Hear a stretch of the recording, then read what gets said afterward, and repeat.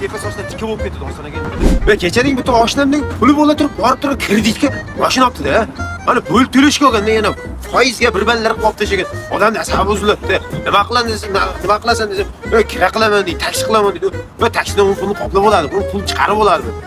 Va jinni qo'y, ona desa ham yana foizga olganda, kallani qotirib, qo'shona mashinani olganda asablar buzilib, kallalar tepa sochdan tikka bo'lib ketdi dostonaga. Nima deysiz endi?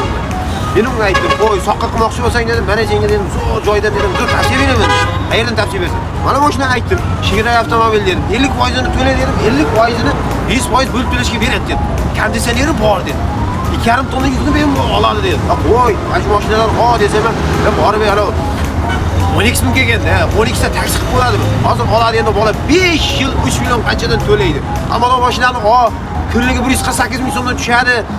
Beton bor, konditsioner bor, soqqa qilsang bo'ladi desam, yo'q deb borib mana mashinam minib ketdi. Nima qilish kerak endi u bo'ladi?